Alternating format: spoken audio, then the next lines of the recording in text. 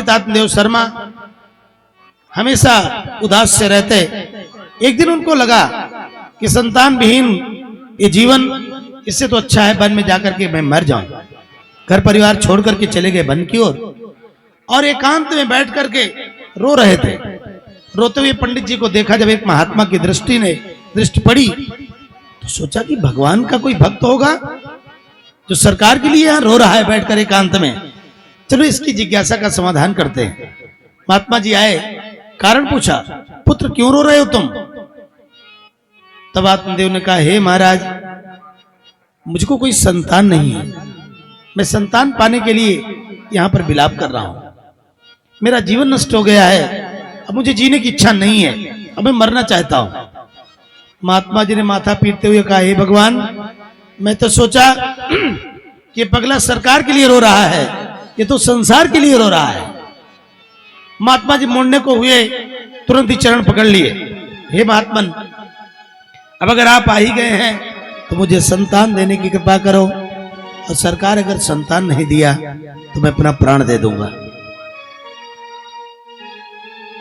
और मत्था पटक पटक करके रोने लगा, चिल्लाने लगा। महात्मा जी ने सोचा हम तो अच्छे फंसे, मुझे लगता है बैठे बैठाए ब्रह्म हत्या गले पर पड़ जाएगी, क्या करूं? दया आई महात्मा को, समझाने लगे, लेकिन आत्मदेव माने नहीं। अंत में महात्मा जी ने सोचा कि इनको थोड़ा कठोर शब्दों में समझाऊं, तब हो सकता है मान जाए। तब महात्मा जी ने कहा, हे ब्राह्मण, सप्त जन्मावधि तव पुत्रो नैवच नैवच। हे ब्राह्मण, तो एक जन्म की बात करता है, 7 जन्म तक तेरे जीवन में संतान का योग नहीं है। अब तो ब्राह्मण सिर पटक पटक कर और रोने लगा। उसने कहा, हे महाराज, अब तो मैं मर ही जाऊंगा, क्योंकि आपने तो मेरी पीड़ा को, मेरे दुख को 7 गुना बढ़ा दिया। मैं तो सोचता था कि चलो इस जन्म में नहीं तो अगले जन्म में संतान मिल जाएगी, आपने तो 7 गुना मेरा दुख बढ़ा दिया। अब तो मुझे संतान दीजिए, नहीं मैं मर जाऊंगा। महात्मा जी बड़े दुखी हुए, लेकिन करते क्या? अंत में दया आई और एक फल दिया, अपनी पत्नी को दे देना, वो खा लेगी, फल हो, संतान हो जाएगी।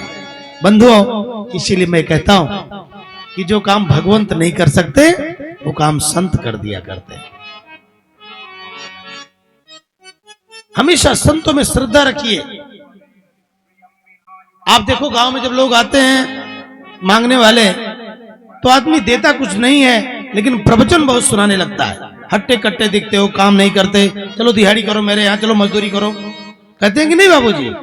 कितनी गंदी बात है भैया। जब भी भगवान आएंगे टाई कोट पैंट बेल्ट पहन कर नहीं आएंगे। भगवान जब भी आएंगे तब साधु ही बनकर आएंगे, भिखारी बनकर आएंगे, गरीब बनकर आएंगे, दीन दुखी बनकर आएंगे। इसलिए न जाने किस रूप में नारायण आ जाए, इसलिए जो भी तुम्हारे दरवाजे पर आवे, जो कुछ तुम्हारे पास हो प्रेम से दे दो, और न दे पाओ तो प्रवचन तो कतई मत दो। ज्ञान देने की जरूरत नहीं है, अपमान कभी नहीं करना चाहिए। अब देखो, संत भगवान की कृपा हो गई। आत्मदेव ने पूछा, महाराज कोई नियम? महात्मा जी ने कहा, हाँ, सात्विक जीवन जीना है, भगवान की कथाओं को सुनना है, और कड़ुआ तीखा इत्यादि नहीं खाना है, झूठ नहीं बोलना है, प्रभु का चिंतन करना है। प्रणाम किया महात्मा को, भागे चले। आज तो आत्मदेव जी एक पैर वहां रखे तो एक पैर वहां पड़े, खुशी के मारे एकदम खोए हुए हैं, भागे भागे गए। धुंधली बैठी है और धुंधली को फल दे दिया। कहा, देवी, महात्मा जी ने कहा है कि देवी जी ये खा लेगी तो संतान हो जाएगी, लो तुम इसे खा लो। धुंधली ने सोचा, हे भगवान, फिर कहीं से आज झाड़ फूंक करवा कर लाए हैं ये। उसने बहाना किया, कहा कि महाराज अभी स्नान इत्यादि नहीं किया, रख दीजिए, खा लेंगे। महात्मा जी ने कहा, देवी खा लेना। हाँ ठीक है, खा लूंगी। अब तो बेचारी उदास बैठी है, क्योंकि महाराज दुखी होने का भी, कितने लोग जो दुखी होने के शौकीन होते हैं, वो बिना बात पर, किसी बात पर भी वो मुंह लटकाए बैठे रहेंगे, वो कोई कारण नहीं है तब भी दुखी रहेंगे वो। और कितने लोग हैं कि कोई कारण नहीं है तब भी मुस्कुराते रहते हैं, बिना काम के ही हमेशा प्रसन्न रहते हैं। वो ऐसे में थी, दुखी बैठी है, पड़ोसन आ गई, पड़ोसन ने कहा बहन क्या बात है, बड़ी उदास सी बैठी है तू। धुंधुली ने कहा क्या बताऊं बहन, ये पंडित जी रोज आए दिन कहीं न कहीं से झाड़ फूक करवा कर कुछ न कुछ लाते रहते हैं। ये देखो आज ये फल लाए हैं, कह रहे इसे खा लो बच्चा बालक हो जाएगा। पड़ोसन ने कहा बहन फल ही तो है, इसमें नुकसान ही क्या है। तब तो धुंधुली ने कहा तू भी गजब कह रही है, अरे तू जानती है फल खाने का नुकसान क्या होगा। अरे बहन फल भक्षेण गर्भ स्यात् गर्भेणोदर वृद्धिता स्वल्प भक्षम ततो शक्ति गृह कार्यम कथम भवेत। मैं फल खा लूंगी, फल खा लेने से गर्भवती हो जाऊंगी, और गर्भवती हो गई तो पेट नहीं बड़ा हो जाएगा, पेट बड़ा हो जाएगा तो आहार कम हो जाएगा, आहार कम हो जाएगा तो कमजोरी नहीं आ जाएगी, तो कमजोरी आ गई तो घर के काम कौन करेगा। पड़ोसन ने कहा बहन घर के काम की तो चिंता मत करो, मेरे पास एक आइडिया है। क्या? पड़ोसन ने कहा कि देखो जब तुमको लाला होगा तो ननद को तो बुलवाओगी ही, आएगी, उसको नेक नेचू सब देना ही पड़ेगा, उपहार देना ही पड़ेगा। 2 दिन पहले बुलवाओगी तब वो देना पड़ेगा उतना, और 2-4 महीना पहले बुलवाओगी तब उतने देना पड़ेगा। तो मेरी मानो प्रेम से फल खा लो, ननद को बुलवा लो, खूब डट के काम करवाओ, और जो लाला होगा तो देना तो उतना ही पड़ेगा।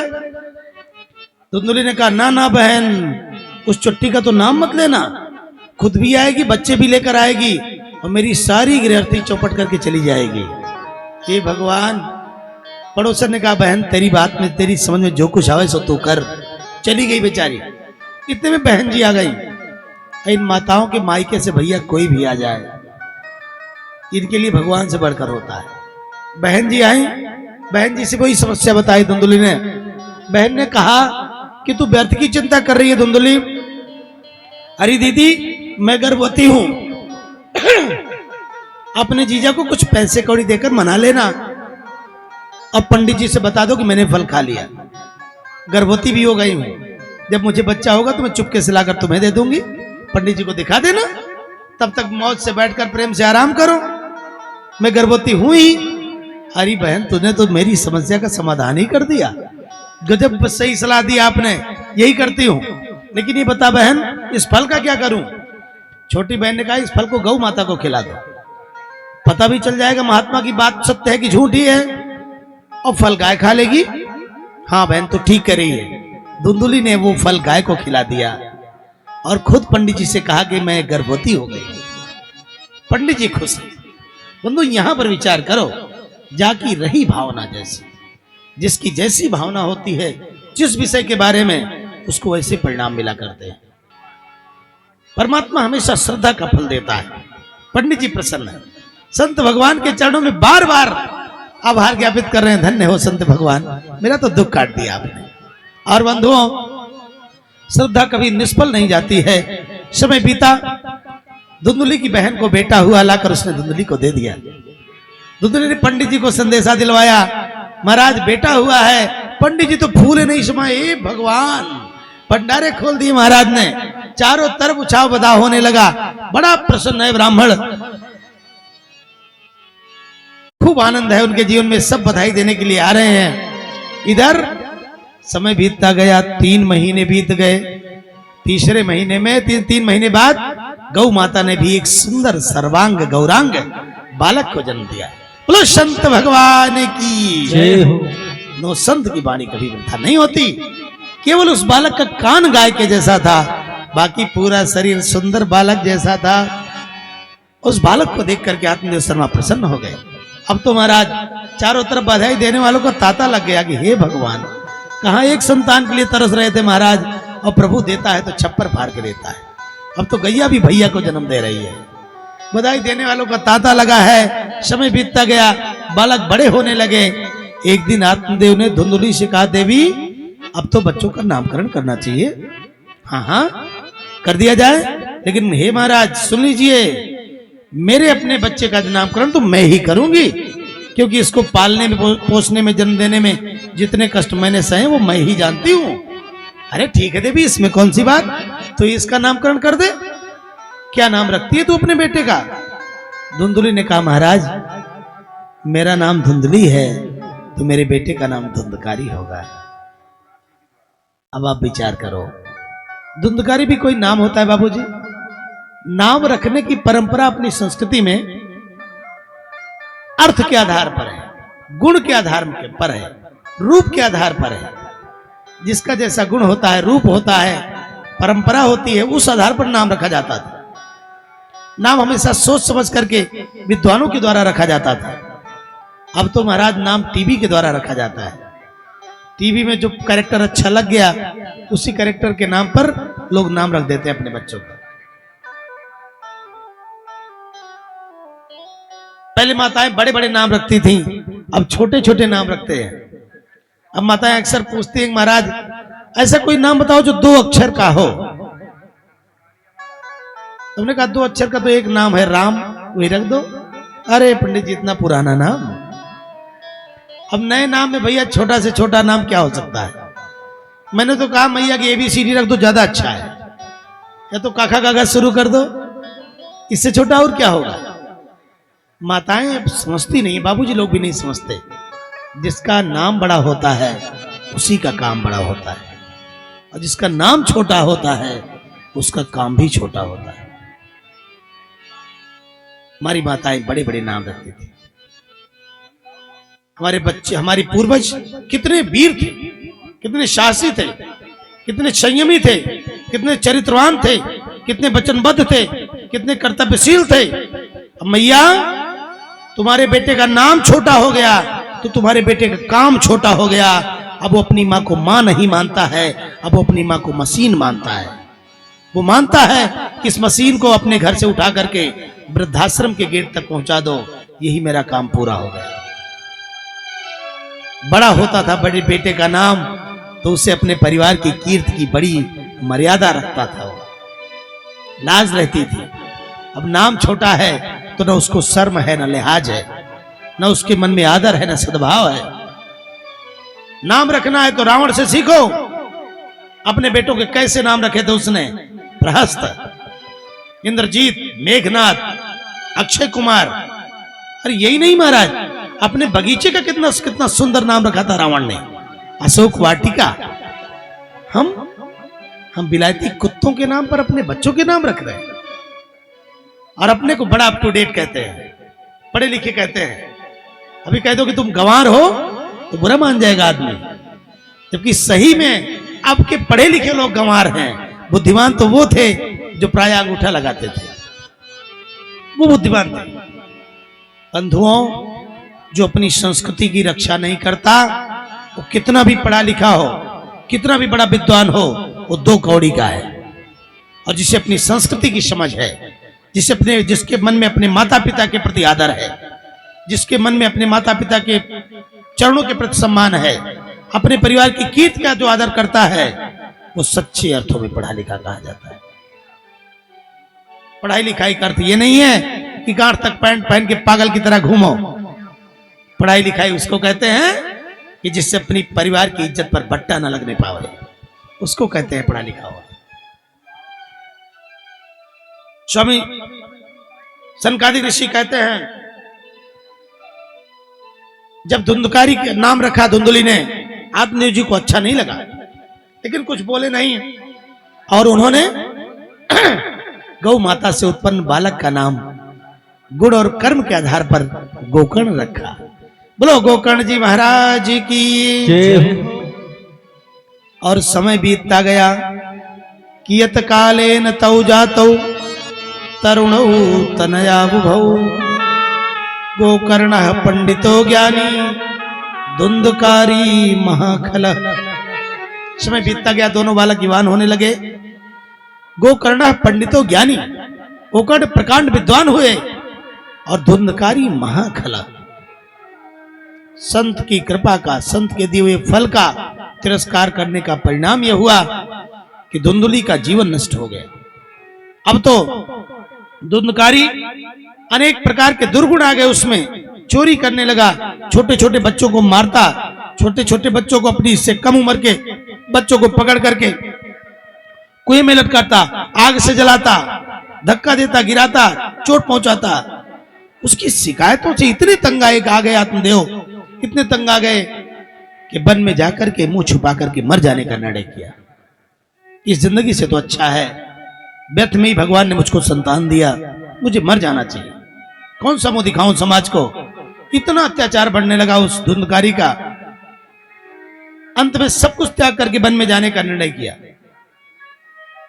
बंधुओं, पैदा तो हर कोई होता है, लेकिन सच्चे अर्थों में पुत्र वही है जिसके कारण, जिस पुत्र की पवित्र कीर्ति के कारण उसका पिता छाती चौड़ी करके समाज में घूमे, वो सच्चे अर्थों में पुत्र है। और जिस पुत्र के कुकृत्य के कारण उसका पिता सर झुका करके मुंह छिपा करके समाज में जीने को मजबूर हो जाए, वो पुत्र पुत्र नहीं होता है, वो नाली का कीड़ा होता है। उसके जन्म लेने से उसकी मां की कोख भी कलंकित हुई है और पिता का स्वाभिमान भी गलित हुआ है। उसको जीने का अधिकार नहीं है।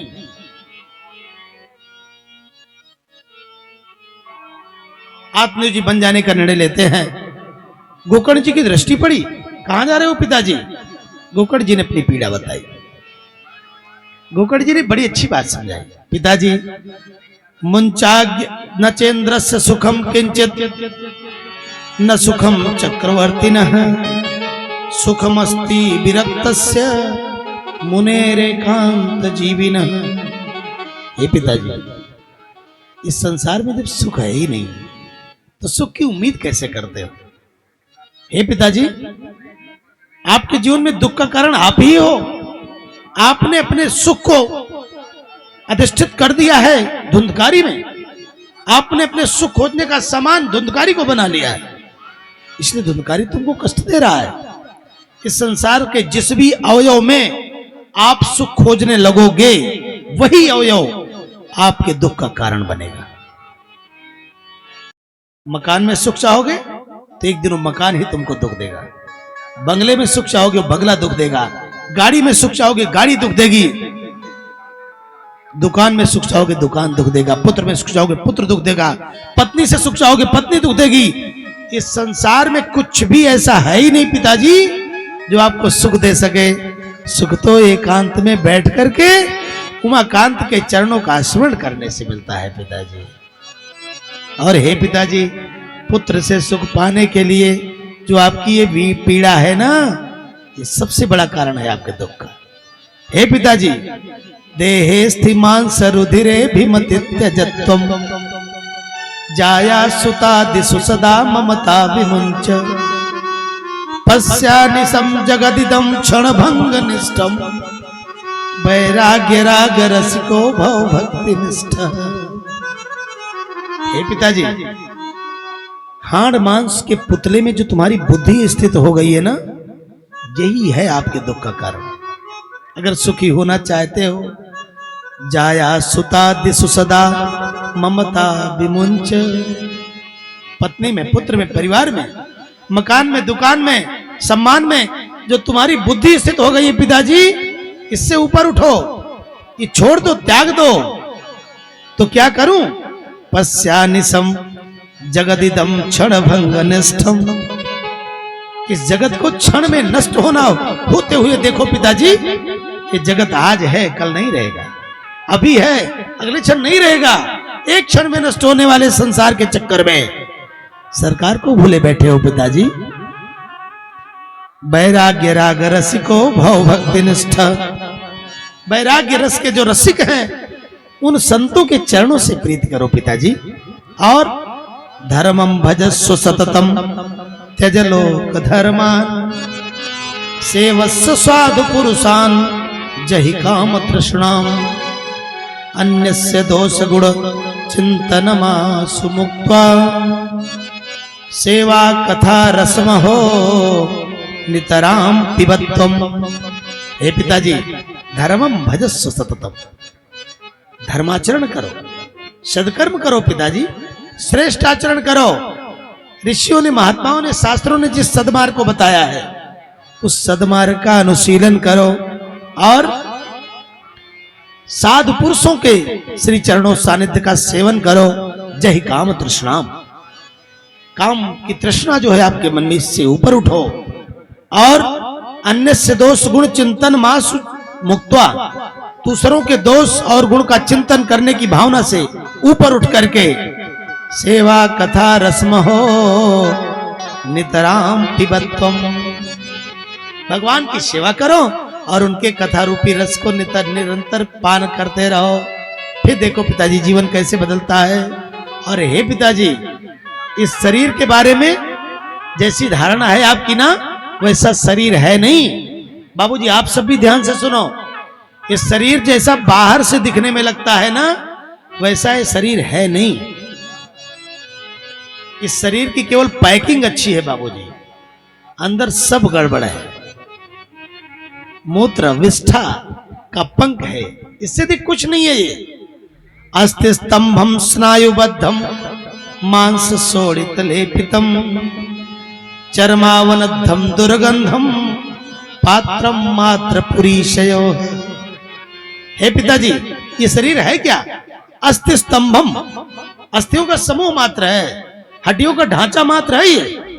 और स्नायुबद्धम, नाड़ियों से बद्ध, मांस सोणित लेपितम, मांस और रक्त से सना हुआ नाड़ियों का समूह मात्र है ये।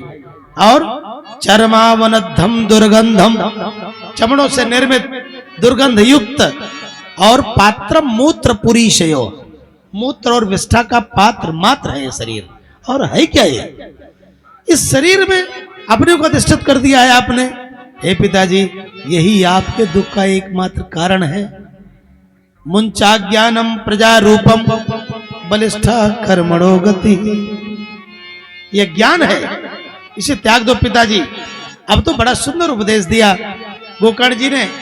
और अपने पुत्र के उपदेश को 60 वर्ष की अवस्था में श्रवण करके आत्मदेव शर्मा जी को ज्ञान हो गया। एवं श्रुतोक्ति, अपने पुत्र की उक्ति को सुन करके ज्ञान हुआ और भगवान श्री हरि का ध्यान करते हुए वन की ओर चले गए। आत्मदेव शर्मा जी और भागवत जी के 10वें स्कंद का पाठ करते हुए परम पद हो गया गोकर्ण जी के उपदेश के कारण। अब पिताजी वन को चले गए, गोकर्ण जी तीर्थाटन को चले गए।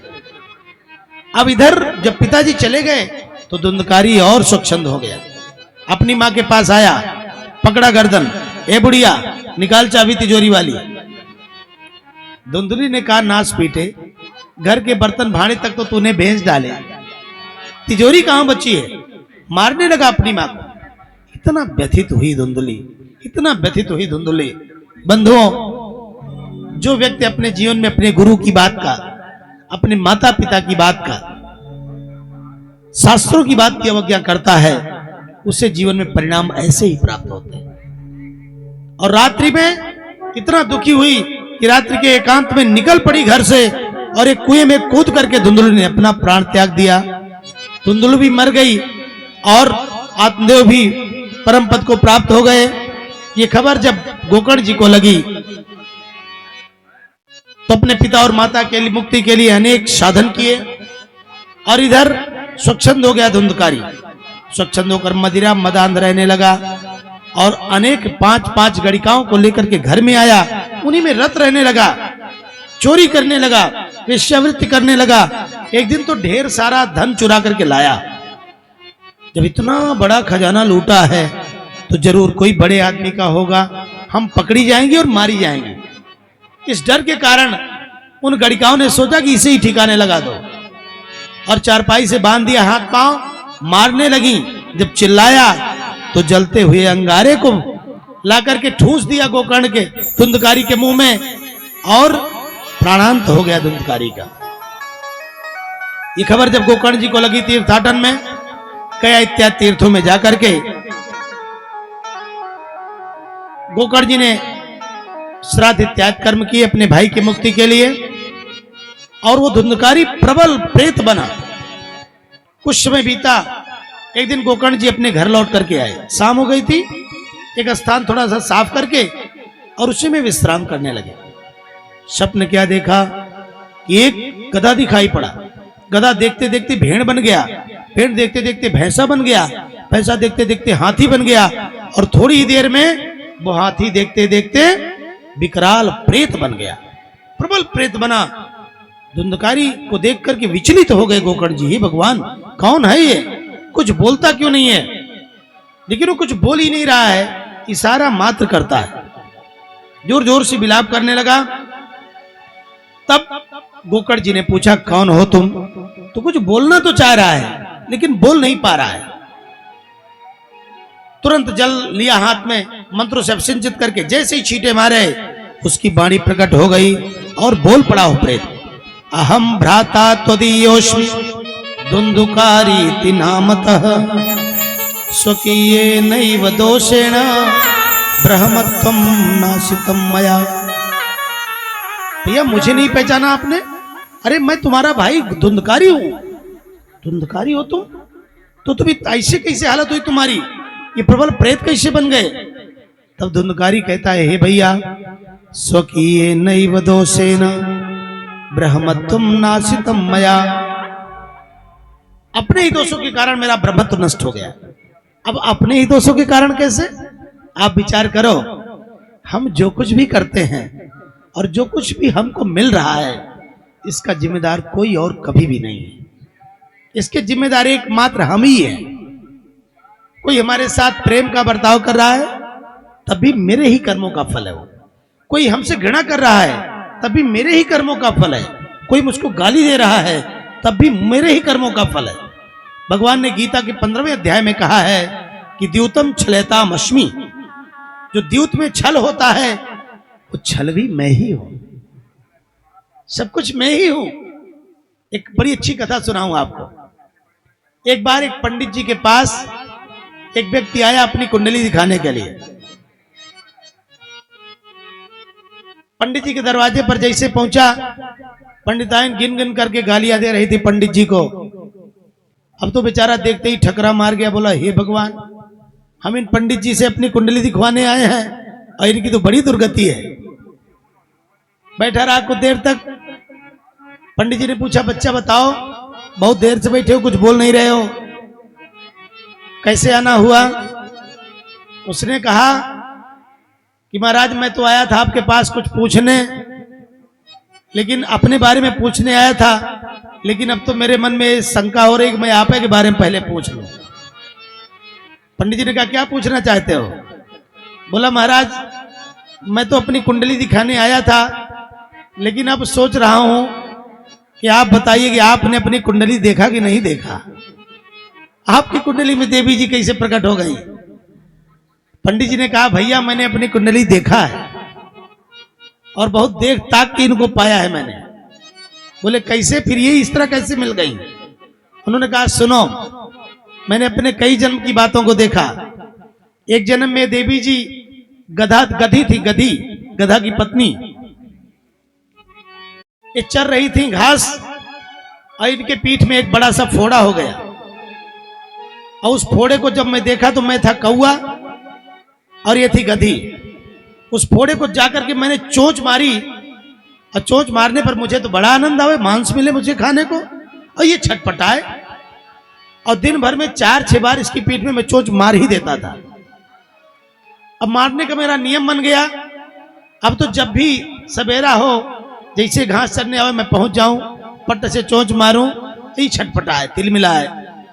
ये भगवान अंत में इतना कष्ट हुआ इसको, इतना दुखी हो गई कि इधर उधर भाग कर छिपने के लिए प्रयास करने लगी, और जहां भी ये छिपे मैं खोज लेता था इसको, क्योंकि इसके बिना मुझे चैन नहीं आता था, सुंदर सुंदर मांस खाने को मिलता था। अंत में एक दिन क्या हुआ कि मेरे डर से गंगा जी के किनारे एक वन में जाकर के छिप गई। बहुत दिनों तक छिपी रही, मैंने बहुत खोजा इसको, लेकिन कहीं मिली नहीं। और मुझे भी इसकी तलब लग गई थी, सो मैं भी इसको खोज ही रहा था। एक दिन उसी वन में ढेर दिन बाद मुझे दिखाई पड़ी, तो मैंने सोचा ये तो यहां बैठी है। मैं दौड़ करके गया, तब तक उसका वो घाव लगभग भर चुका था, लेकिन कोमल था, सल्द था घाव। और मैंने फिर उस पर एक चोंच मारी, और जोर से इतना तेज की चोंच मारी कि मेरी चोंच इसकी हड्डी में फंस गई, और ये बिलबिला उठी दर्द के मारे, पीड़ा के मारे, और इतना छटपटाई, बहुत कोशिश किया लेकिन मेरी चोंच निकल ही नहीं पाई। अंत में बेचारी दर्द से, पीड़ा से कराती हुई गंगा जी में कूद पड़ी, और गंगा जी के अथाह जल में ये डूब गई, और इसी के साथ फंसे फंसे मैं भी डूब गया। तो चूंकि मृत्यु इसकी भी हुई और मेरी भी हुई और गंगा जी में हुई, तो वही कौआ और गधी अगले जन्म में ये पत्नी बनी, मैं पति बना इसका।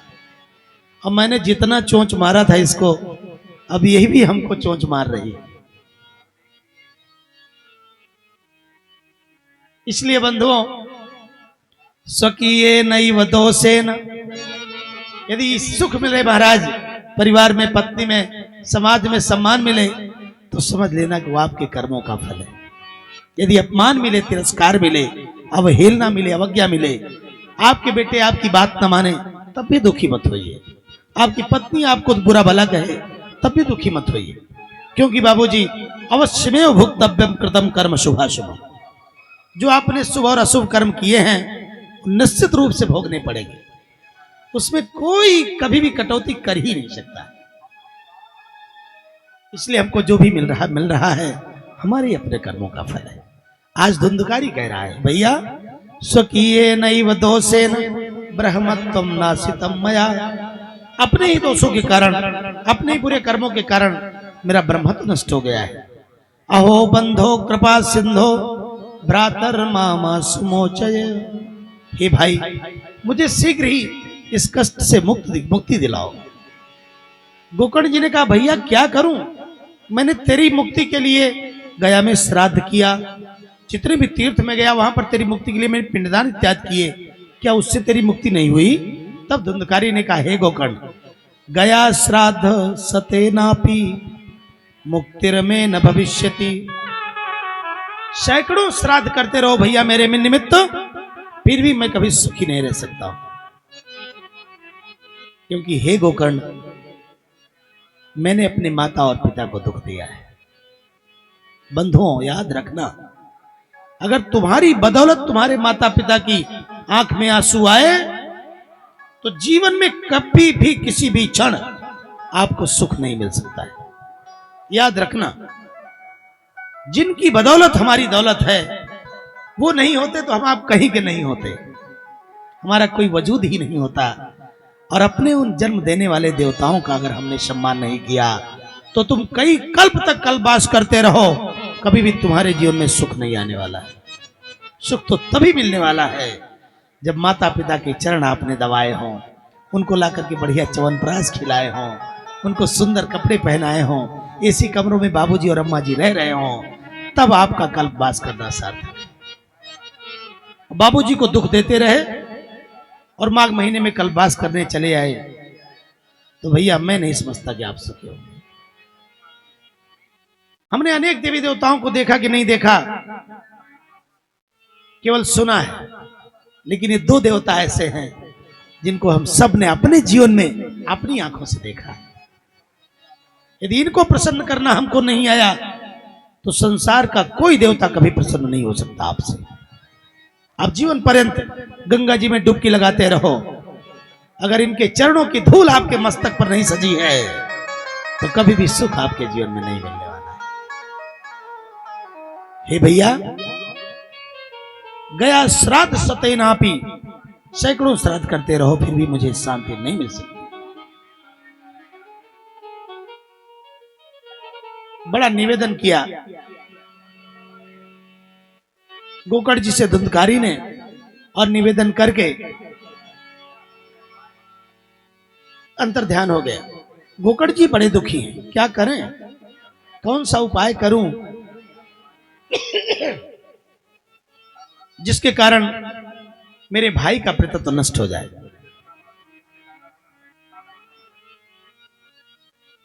अब रात भर नींद नहीं आई गोकर्ण जी को। आइए श्री भानु प्रताप सिंह जी, धन्यवाद। श्री राजकुमार मिश्र जी, आइए बैठिए, विराजिए।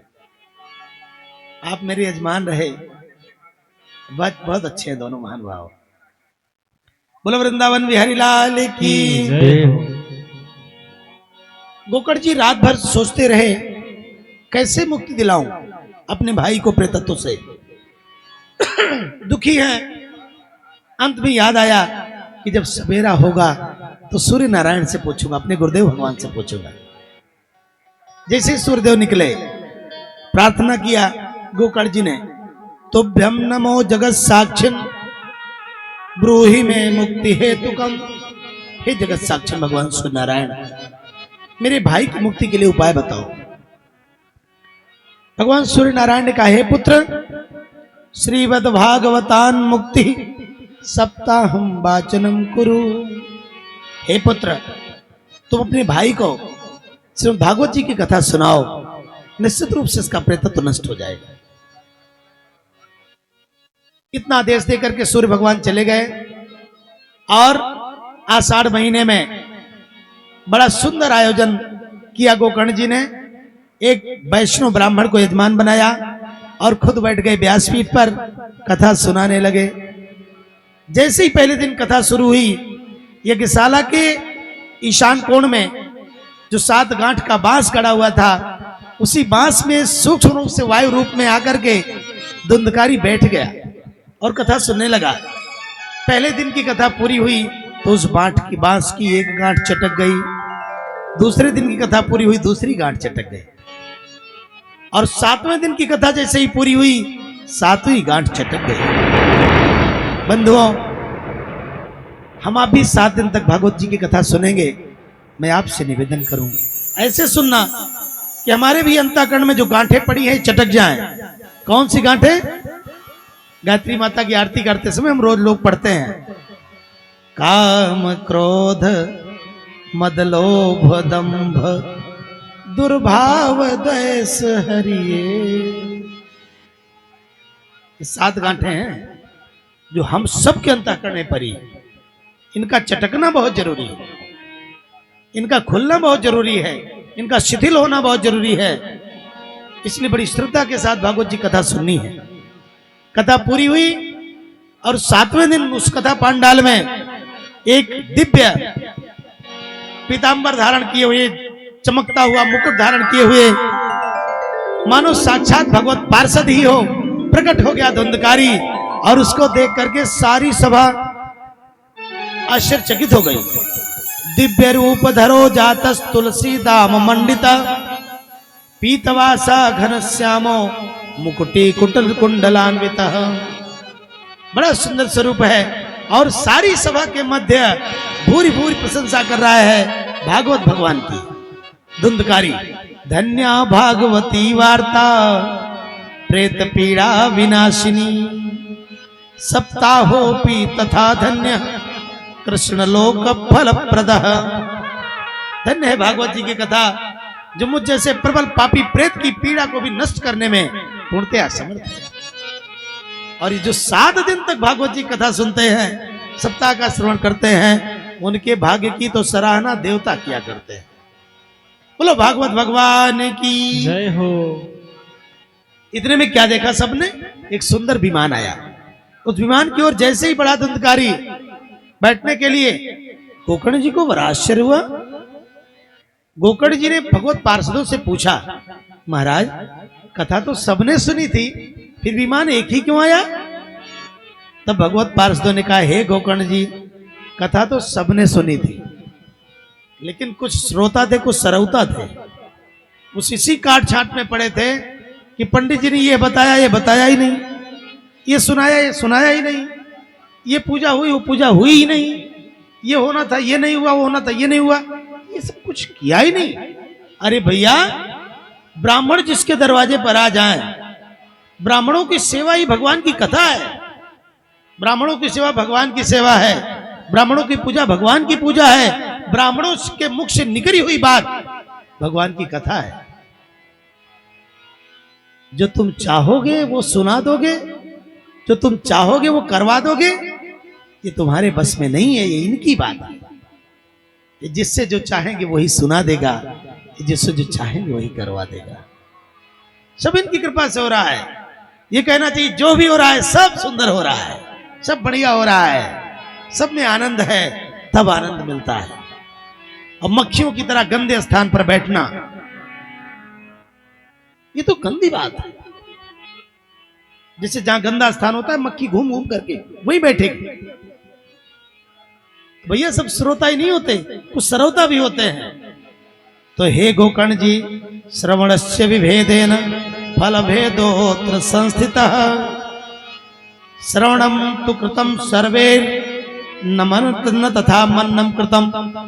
श्रवण में अंतर था, सुनने में अंतर होने के कारण फल में भी अंतर आ गया। हे गोकर्ण जी, मुक्ति की जिस प्रबल कामना से धुंधकारी ने कथा सुनी थी, उस कामना से किसी ने कथा नहीं सुनी, इसलिए विमान एक ही आया। सारे श्रोताओं ने अपना माथा पीटाए, भगवान सही कह रहे हैं भगवत पार्षद। जब गोकर्ण जी कथा सुना रहे थे, मैं संगम नहाने चला गया था, मेरा मन तो बंबई घूम रहा था, मेरा मन बाजार में सब्जी लाने में अटका था, गाय को चारा देने में अटका था, इसीलिए गड़बड़ हो गया। हे गोकर्ण जी, एक बार फिर से कथा सुना दीजिए, अब की गलती नहीं करेंगे। अब तो भैया अगले महीने सावन में गोकर्ण जी ने फिर कथा का आयोजन किया, और अब की बार जब कथा पूरी हुई महाराज, तो जितने श्रोता उतने विमान। और यही नहीं, स्वयं भगवान जी प्रकट होकर के, श्री कृष्ण जी प्रकट होकर के गोकर्ण जी को गले से लगा लिया।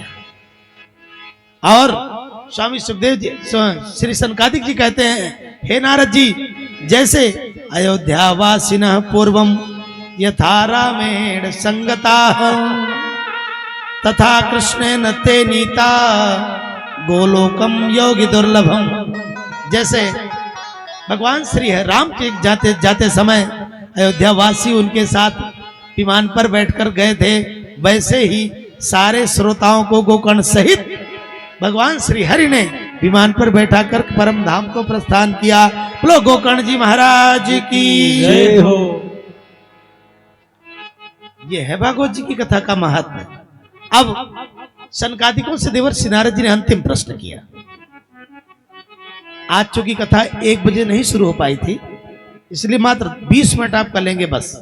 5:30 बजे आदि विश्राम हो जाएगा, और कल करेक्ट 1 बजे, ठीक 1 बजे और ठीक 5 बजे तक कथा होगी। 1 बजे कथा प्रारंभ हो जाएगी, संगीत वाले भाई 12:30 बजे तक बैठ जाएंगे, हम करेक्ट 1 बजे बैठ जाएंगे, और आप सब पधारिएगा समय से, और 5 बजे करेक्ट विश्राम हो जाएगा। बस केवल 10 मिनट में विश्राम करते हैं। अब अंतिम प्रश्न किया नारद जी ने, भगवान जिस श्रीमद् भागवत जी की कथा इसका महत्व इतना बता रहे हैं आप, इसको सुनने की विधि भी बता दीजिए। कैसे सुनना चाहिए, किससे सुनना चाहिए, कब सुनना चाहिए और कहां सुनना चाहिए। तब शनकादिकों ने कहा, नारद जी, इस कथा को यदा कदा नहीं सर्वदा सुननी चाहिए। जब भी मन में सुसंकल्प आवे, किसी विरक्त वैष्णव श्रेष्ठ विद्वान का चयन करके, जो भागवत की कथाओं का सम्यक व्याख्यान करने में, विवेचन करने में सक्षम हो, उसका चयन करके भागवत जी की कथा सुननी चाहिए। और उपवास पूर्वक कथा सुनी जाए तो सर्वोत्तम है। अगर शरीर यात्रा में बाधा आवे तो एक मीटिंग भोजन, एक मीटिंग फलाहार करके कथा सुनी जाए। अगर इसमें भी अड़चन आवे तो दोनों मीटिंग भोजन करके कथा सुनी जाए, लेकिन कथा सुनी जाए। कथा सुनने में कदापि विक्षेप नहीं होना चाहिए। नारद जी ने पूछा, महाराज इस कथा को सुनने में खर्चा कितना लगता है? अब भैया खर्चा की चिंता सबको होती है, क्योंकि चाहे जितना बड़ा आदमी हो, जब इनके पास आता है तो हर किसी का दिल बड़ा छोटा हो जाता है कि नहीं? बड़ी नोट तो पीजीआई में चलती है, एम्स में लगाता है आदमी, और छोटी नोट इनको देता है। और यही कारण है कि बड़ी नोट वहां देनी पड़ती है। अगर बड़ा दिल करे आदमी, बड़ी नोट इनके चरणों तक पहुंचे, तो कभी बड़ी नोट को पीजीआई नहीं पहुंचाना पड़ेगा। हर कोई दुखी है, हर कोई पाना ही नहीं से चाहता है, लेकिन इनको देना कोई नहीं चाहता है। जब डॉक्टर के यहां जाने की बात होगी तो आदमी कहता है कि भाई 1,50,000 तो लेहन चला, इतना लेहे बिना तो एडमिटे न करी है। और जब कथा सुननी हो, कहते हैं भाई फुटकर करवा लीजिए, आज कथा सुननी है। इतना छोटा हो जाता है। पाना बड़ा चाहता है, देना छोटा चाहता है। और इस संसार का नियम है कि जब तक बोओगे नहीं तब तक काटोगे नहीं। बिना बोए आज तक किसी ने फसल काटी हो तो मुझसे बताओ। पहले आंख मूंद करके 4 कुंटल फेंकना पड़ता है, तब 1000 कुंटल देते हैं भगवान। पहले 4 कुंटल मिट्टी में दबाने का साहस करना पड़ेगा, तब 10 कुंटल मिलना है। और जब इनके लिए छोटा हो गया तो खर्चे की चिंता पहले भी होती है, अभी भी होती है। हर आदमी ये पूछेगा, महाराज खर्चा कितनी लगेगी, ज्यादा तो न ले भैया, ये तो शायद। नारद जी ने पूछा, तब शनकादिक ऋषियों ने कहा, नारद जी, विवाहे यादृशम वित्तम तादृशम परिकल्पयेत। बेटी के विवाह में जितना इंतजाम होता है, जितना पैसा लगता है, उतने पैसे की व्यवस्था हो जाए, तब भागवत जी की कथा सुननी चाहिए। सनकादिकों ने कहा महाराज बड़ा, नारद जी ने कहा महाराज तो बड़ा खर्चीला काम है। सनकादिकों ने कहा भाई खर्चीला तो है, लेकिन सस्ता भी बहुत है। सस्ता इसलिए है कि कोई आदमी अपनी बेटी का विवाह 5 करोड़ में करता है, तो कोई आदमी 50 लाख में करता है, कोई आदमी 5 लाख में करता है, और कोई आदमी आज भी अपनी बेटी का विवाह 50,000 में करता है। भाव ये है ऋषियों कि जितना भगवान ने दिया हो, उनको उनके सामने अपनी अवस्था की अंतिम सीमा तक खर्च करने का साहस करके कथा सुननी चाहिए। और इनके सामने अगर आपने अपने को छोटा बनाया, तो अगर इन्होंने गंभीरता से कहीं ले लिया कि इस मूर्ख को मैंने इतना दिया, इसके बाद भी हमेशा रोता ही रहता है, चलो एक बार इसकी यही कामना पूरी कर देते हैं, तो भैया कहीं ऐसा ना हो भगवान रोने लायक ही बना दे। इसलिए इनके सामने देने का साहस करना चाहिए। इनके लिए धन की चिंता नहीं करनी चाहिए, क्योंकि जितना कुछ है तुम्हारे पास सब इन्हीं का दिया हुआ है, आपका इसमें कुछ नहीं है। और इनके लिए इतनी कंजूसी ये क्षम्य नहीं है।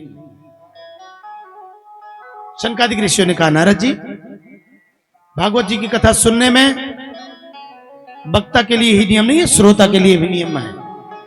श्रोता के लिए क्या नियम है? वक्ता खूब बढ़िया बढ़िया कथा सुना रहा है बेचारा, और श्रोता गमला की तरह बैठे हैं हाथ बांधे, ना हंस रहे हैं, ना बोल रहे हैं, ना मुस्कुरा रहे हैं, न ताली बजा रहे हैं, ना खुशी जाहिर कर रहे हैं। तो वक्ता सोचता है हे भगवान, ये पत्थर के हैं कि आदमी है, क्या करें इनके लिए, कौन सा तीर चलावें, कोई इनके ऊपर फर्के नहीं पड़ रहा है। भाई वक्ता जब कोई अच्छी बात कहे तो ताली बजाना चाहिए, मुस्कुराना चाहिए, हंसना चाहिए, अनुमोदन करना चाहिए, सिर हिलाना चाहिए, तब वक्ता को लगता है कि हाँ मेरी बात श्रोता तक पहुंच रही है। एक पंडित जी कथा सुना रहे थे, और जैसे शुरू किए कथा, एक माता जी आके बैठ गई, लगातार रो रही थी। पंडित जी सोचे कि माता जी बड़ी भक्त हैं भाई, जब से आई बेचारी भगवान कथा में इतना डूब गई कि लगातार रो ही रही हैं। कथा समाप्त हुई, पंडित जी मन से उतर करके माता जी के पास गए, बोले माता जी आपके जैसी भक्त मैंने कभी नहीं देखा, क्योंकि जब से आप आई थोड़ी देर बाद आपने रोना शुरू किया और लगातार आप रो ही रही हैं। क्या कारण है माता जी, काहे इतना रो रही हो?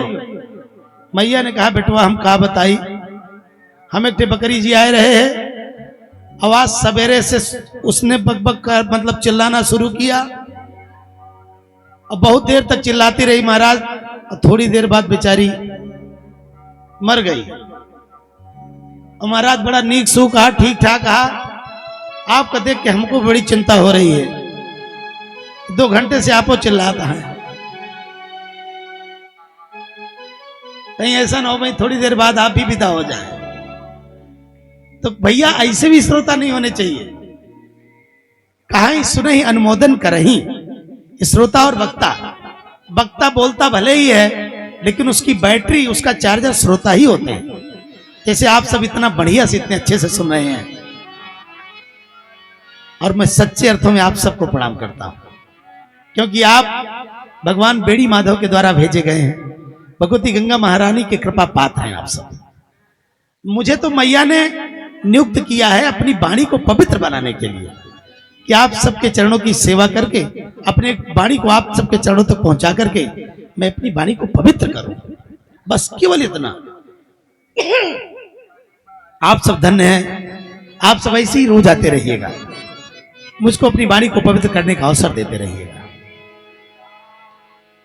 बड़ा सुंदर नियम बताया और कहा कि श्रोताओं को चाहिए कि कथा के अंत में भगवान की कथाओं का चिंतन करते हुए, मनन करते हुए अपने घर जाना चाहिए, और हो सके तो सायंकाल कथा के समय, कथा के उपरांत भगवान के नाम का कीर्तन करना चाहिए, भजन करना चाहिए, गाना गाना चाहिए। बस यही कुछ नियम है नारद जी, इसका पालन करना चाहिए। नारद जी प्रसन्न हो गए, लेकिन जब कीर्तन की बारी आई कि कीर्तन करना चाहिए, तब तुरंत ही भैया गंगा जी के तट पर हरिद्वार में गजब का सत्संग, गजब का कीर्तन होने जा रहा है।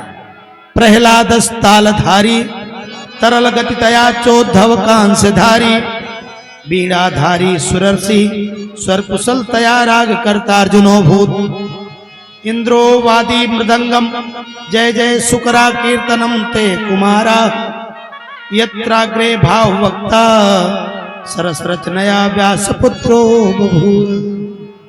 प्रहलाद जी तुरंत ही ताली बजाने लगे, उद्धव जी मजीरा बजाने लगे और देवर्षि नारद जी ने अपनी बीड़ा संभाल लिया।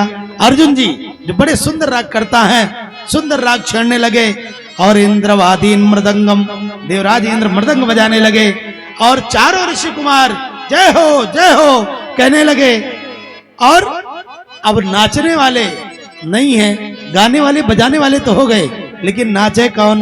तभी क्या देखा, ननर्त मध्ये त्रिकमेव तत्र भक्त्यादिकानां नटवत्सु तेजसाम् अलौकिकं कीर्तनमेव ददीक्षरिः प्रसन्नोपि बचो ब्रवीत तत। भक्ति मैया ज्ञान वैराग के साथ ताता थैया करके नाच रही हैं। अब जिस कीर्तन में महाराज भक्ति महारानी नाच रही हो और देवता ऋषि मुनि गंधर्व वादन कर रहे हो और शनकादिक ऋषि गायन कर रहे हो, अलौकिक कीर्तन हो रहा है। हम सभी विराजमान हैं भगवती भागीरथी के तट पर। आइए हम सब भी उस अलौकिक कीर्तन में अपने मन को शामिल करें। सब लोग झूम करके हाथ से तालियां बजाते हुए और मन से परमात्मा के चरणों का ध्यान करते हुए अपने मन को हरिद्वार ले चलिए। गंगा जी के पावन पुलिन पर गोविंद मेरो है गोपाल मेरो है, गोविंद मेरो है, गोपाल मेरो है, गोविंद मेरो है, गोपाल मेरो है। श्री बाके बिहारी नंदलाल मेरो है, ओ श्री बाके बिहारी नंदलाल मेरो है। श्री बाके बिहारी नंदलाल मेरो है, ओ श्री बाके बिहारी नंदलाल मेरो है। गोविंद मेरो है, गोपाल मेरो है, गोविंद मेरो है, गोपाल मेरो है। श्री बाके बिहारी नंदलाल मेरो है, ओ श्री बाके बिहारी नंदलाल मेरो है। श्री बाके बिहारी नंदलाल मेरो है, ओ श्री बाके बिहारी नंदलाल मेरो है।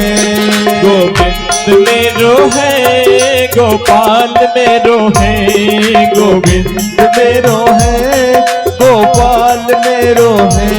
तेरी मंजिल पे आना मेरा काम है, तेरी मंजिल पे आना मेरा काम है। मेरी बिगड़ी बनाना तेरा काम है, ओ मेरी बिगड़ी बनाना तेरा काम है। ना पाप मेरो है, ना पुण्य मेरो है, ना पाप मेरो है, ना पुण्य मेरो है।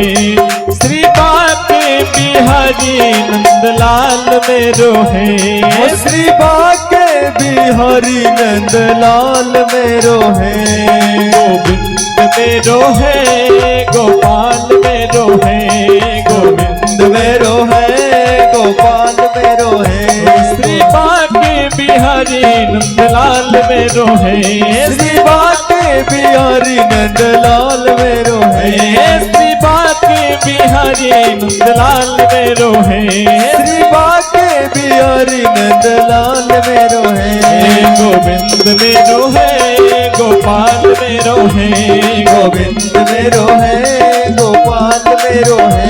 गोविंद मेरो है, गोपाल मेरो है, गोविंद मेरो है, गोपाल मेरो है।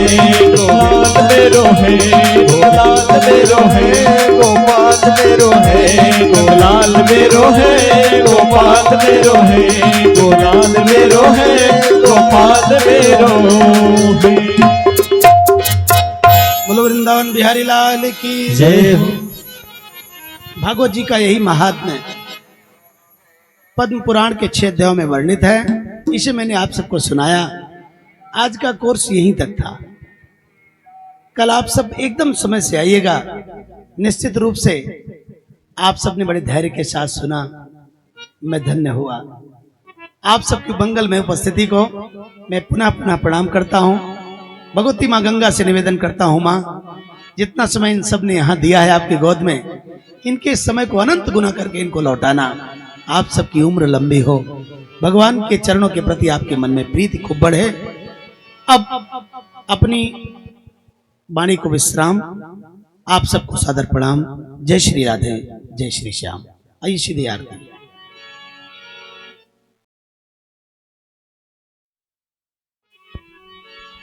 जय श्री राधे श्याम।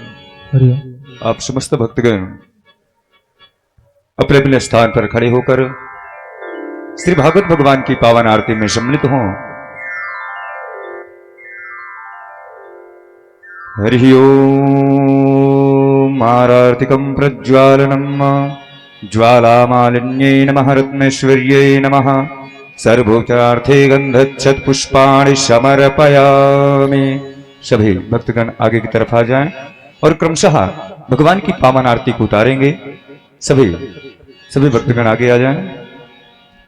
हरि ओम। इदगुं हविः प्रजननं मे अस्तु दशवीरगुं सर्वगणगुं स्वस्तायै आत्मशनि प्रजाशनि पशुशनि लोकशन्यभयशनि अग्निः प्रजां बहुलां मे करोत्वन्नं पयोरेतो भस्माशु दत्त। श्री भागवत भगवान की है आरती, पापियों को पाप से है तारते। श्री भागवत भगवान की है आरती, पापियों को पाप से है तारती। श्री भागवत भगवान की है आरती, पापियों को पाप से है तारते। श्री भागवत भगवान की है आरती, पापियों को पाप से है तारती। ये अमर ग्रंथ ये मुक्ति पंथ ये पंचम वेद निराला, तब ज्योति जगाने वाला। ये अमर ग्रंथ ये मुक्ति पंथ ये पंचम वेद निराला, नव ज्योति जगाने वाला। नव ज्योति जगाने वाला, नव ज्योति जगाने वाला। हरि धाम यही, हरि नाम यही, हरि नाम यही, हरि धाम यही। ये जग मंगल की आरती, पापियों को पाप से है तारते। श्री भागवत भगवान की है आरती, पापियों को पाप से है तारती।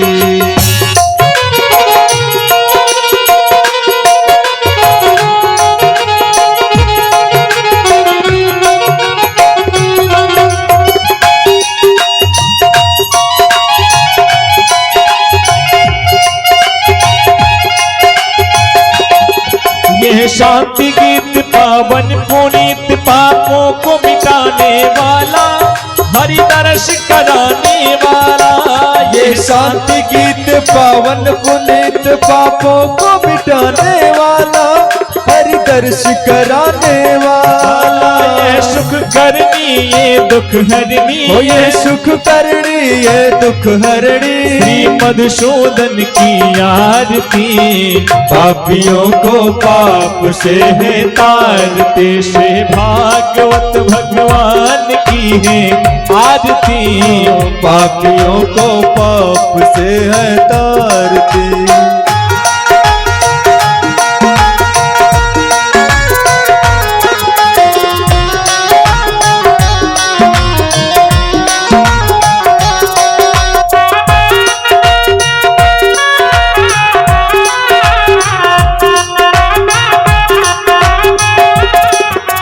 मधुर बोल सतपंथ खोल सन्मार्ग बताने वाला, बिगड़ी को बनाने वाला। ये मधुर बोल जगपंथ खोल सन्मार्ग बताने वाला, बिगड़ी को को बनाने वाला, श्री राम यही घनश्याम यही श्री राम यही प्रभु राम यही, प्रभु महिमा की आरती, पापियों को पाप से है तारते, श्री भागवत भगवान की है आरती, पापियों को पाप से है तारती, श्री भागवत भगवान की है आरती, पापियों को पाप से है तारते, कर्पूर गौरम करुणावतारम, संसार सारम भुजगेन्द्रहारम, सदा वसंतम हृदयारविंदे, भवं भवानी सहितं नमामि, त्वमेव माता शब्दा त्वमेव, त्वमेव बन्धो चस्का त्वमेव, त्वमेव विद्या द्रविणं त्वमेव, त्वमेव सर्वं मम देव देव। श्री भागवत भगवान की है आरती, पापियों को पाप से है तारते, श्री भागवत भगवान की है आरती, पापियों को पाप से है तारते, पापियों को पाप से है तारते, पापियों को पाप से है तारते, पापियों को पाप से है तारते। हरि ओम आरार्तिकं दर्शयामि श्री पुराण पुरुषोत्तमाय नमः। बालकृष्णाभ्यां नमः। स्थान देवताभ्यो नमः। गंगादेव्यै नमः।